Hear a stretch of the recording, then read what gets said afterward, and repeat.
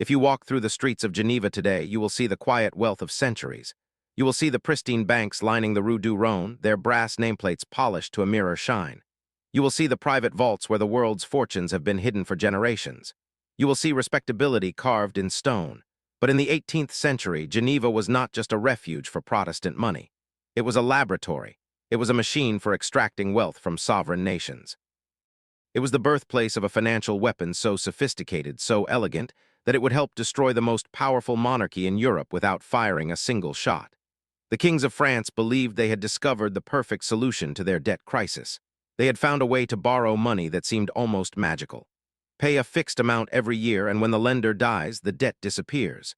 It was called the life annuity, the rent viager. The French treasury calculated that most buyers would be middle-aged men who would die within 20 years.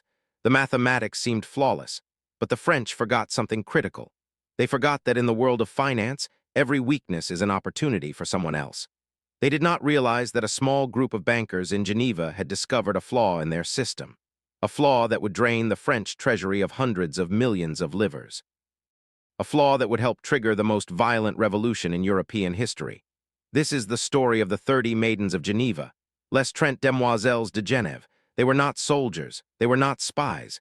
They were little girls, aged 5 to 10, selected from the healthiest families in Switzerland. And they were the secret weapon that helped bankrupt the French Empire. This is not just a story about clever bankers. It is a story about how financial innovation, unchecked and unregulated, can destroy a civilization. It is a warning that echoes across the centuries. To understand how 30 Swiss girls helped topple the French monarchy, we must go back to the France of Louis XVI. On the surface, it was the most glorious kingdom in Europe. 28 million subjects made it the most populous nation west of Russia. The Palace of Versailles was the envy of every monarch on the continent. French was the language of diplomacy, French culture the standard of civilization. But beneath this magnificent surface, France was rotting from within. The treasury was hemorrhaging money.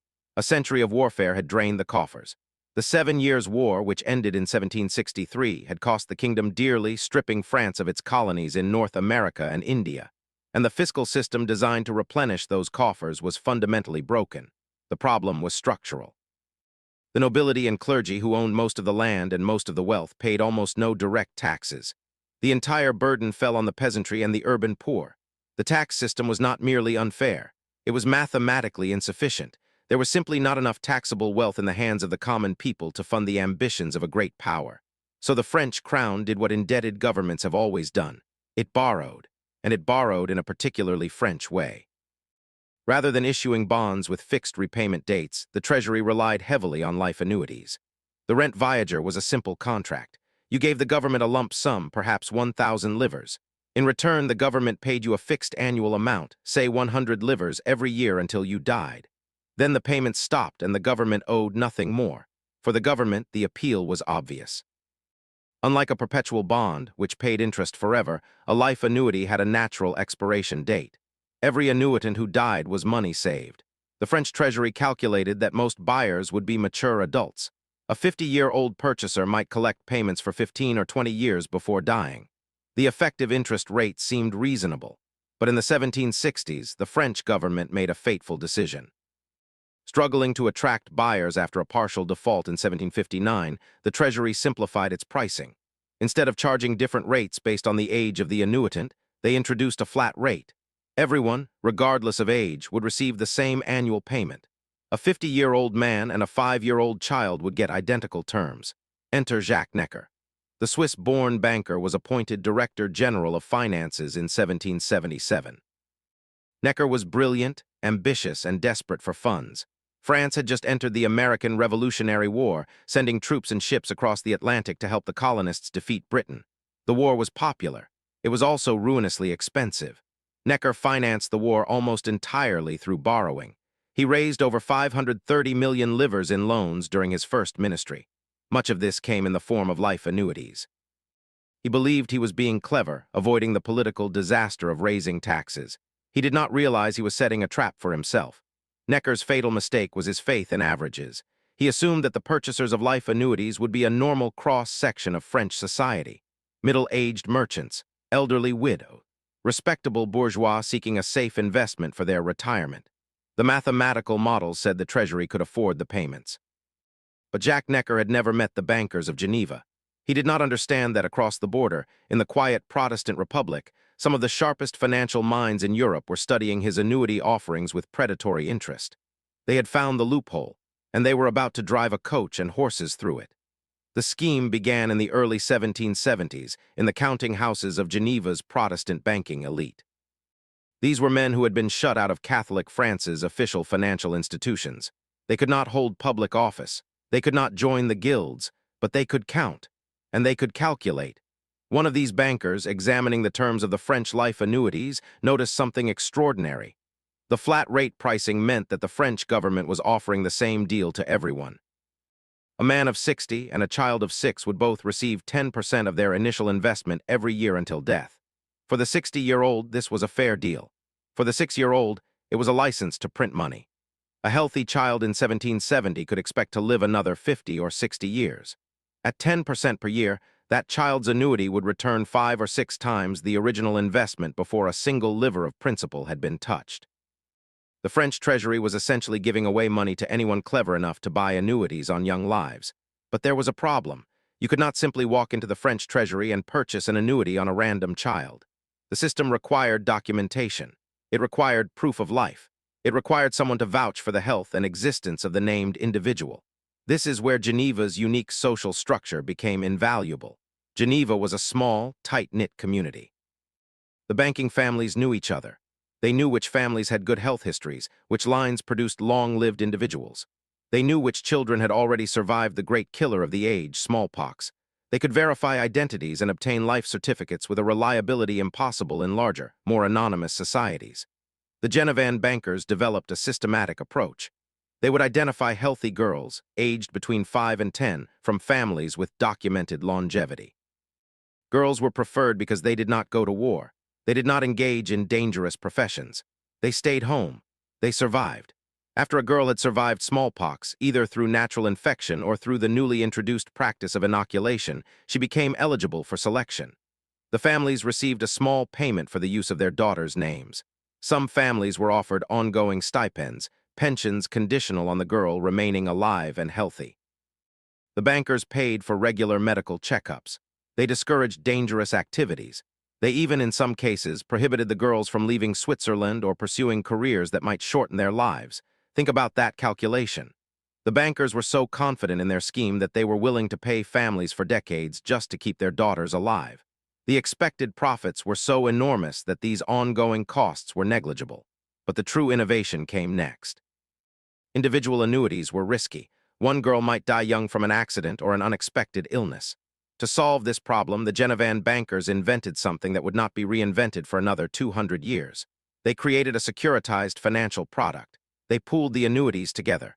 30 girls' annuities would be combined into a single investment vehicle.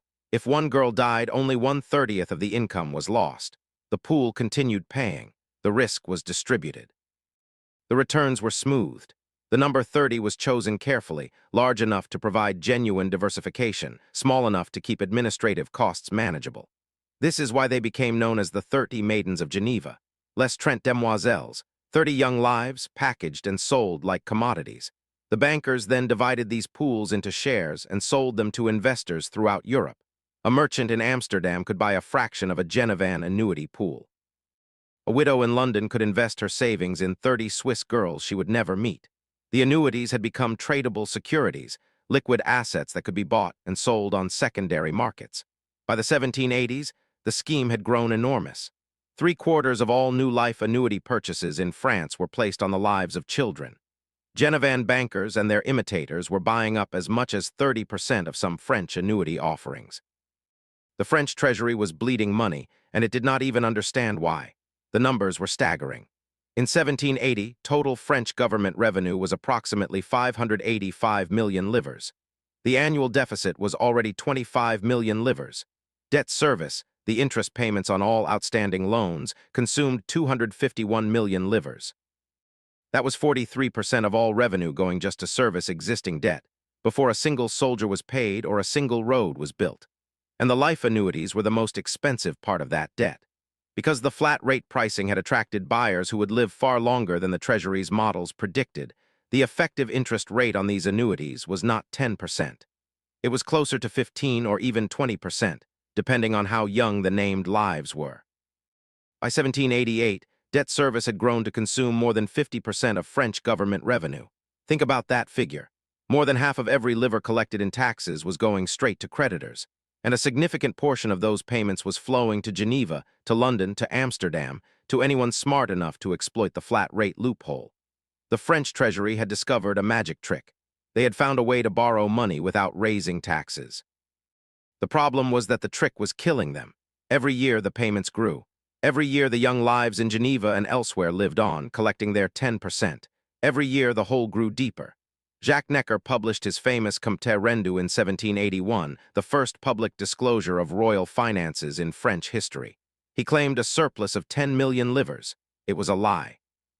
He had excluded military expenses, extraordinary costs, and much of the debt service from his calculations. The actual deficit was over 70 million livres. When the truth emerged, Necker was dismissed. But the damage was done. The French treasury had become dependent on life annuities. It could not stop issuing them without triggering a credit crisis.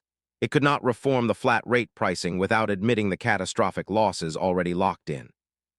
It could not raise taxes because the political structure made meaningful tax reform impossible. They were digging a hole to fill a hole. The tipping point arrived in 1786. France had just emerged from the American Revolutionary War. Victory had been achieved. The British had been humiliated. The American Republic was born, and France was bankrupt. The war had cost over 1.3 billion livres.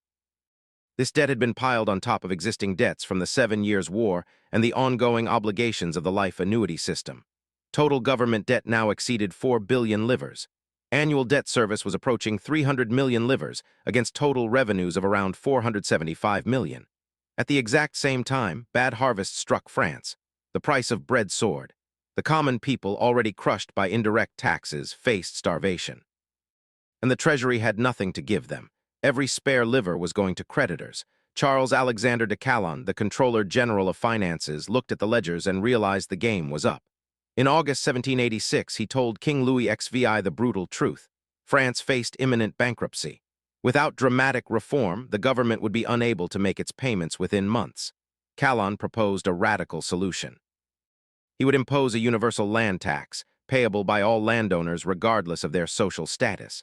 The nobility and clergy would finally contribute to the national finances. It was the obvious answer.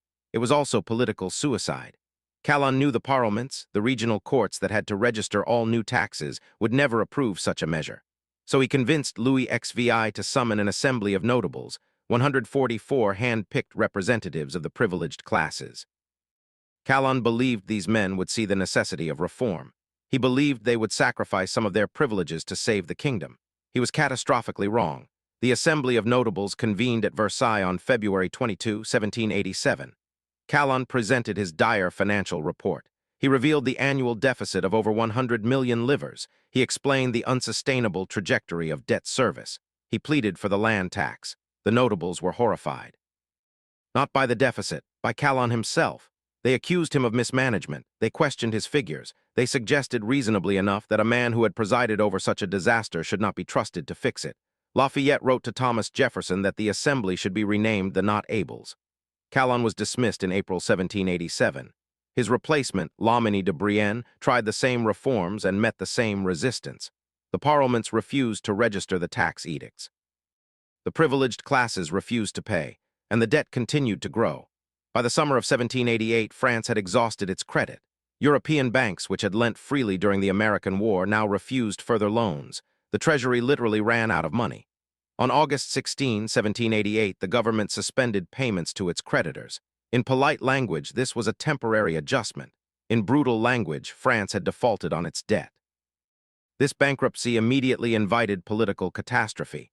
Louis XVI, facing an empty treasury and a hostile aristocracy, made the fateful decision to summon the Estates General, the representative assembly that had not met since 1614. He hoped it would approve new taxes.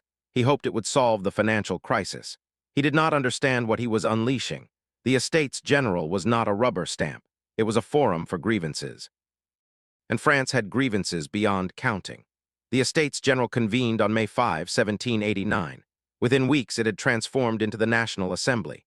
Within months, the Bastille had fallen, the feudal system had been abolished, and the French Revolution had begun. Louis XVI would lose his throne and his head.